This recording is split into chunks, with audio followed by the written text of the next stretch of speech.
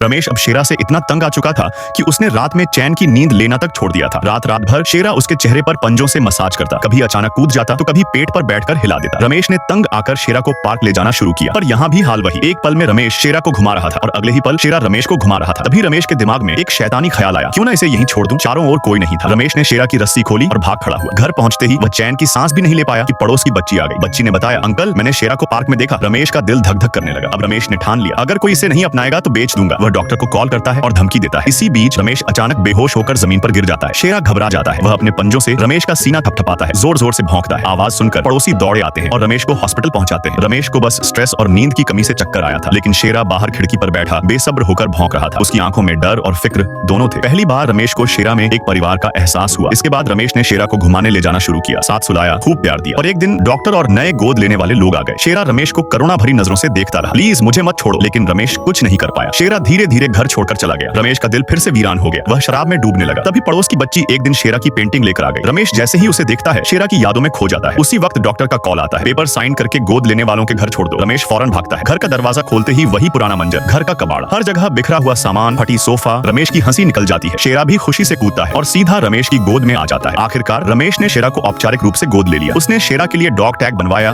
नहलाया, ice cream खिलाई, यहाँ तक कि दोनों ने एक जैसे कपड़े पहनकर फोटोज भी खिंचवाई। लेकिन फिर एक दिन शेरा अजीब तरह से दरवाजे पर बैठ गया। ना खेलने का मन, ना खाने का। रमेश ने सोचा शेरा फिर से जिद कर रहा है। रमेश ने उसे हटाया और चला गया। शाम को लौटने पर शेरा बेहोश पड़ा था, कुछ खाया नहीं, पिया नहीं। रमेश ने देखा तो पता चला शेरा ने पीली उल्टियां कर दी थी। फौरन अस्पताल भागा। डॉक्टर ने दुख भरी खबर दी, शेरा को खून की नसों का कैंसर, वैस्कुलर सार्कोमा हो गया है। अब उसके पास ज्यादा दिन नहीं है। रमेश जैसे टूट गया। जिसने उसे जीना सिखाया वही अब उसे छोड़कर जा रहा है। अगर आपको कहानी पसंद आई हो तो वीडियो को एक जोरदार लाइक ठोक दो और हाँ, चैनल को सब्सक्राइब करना मत भूलना। मिलते हैं पार्ट 3 में।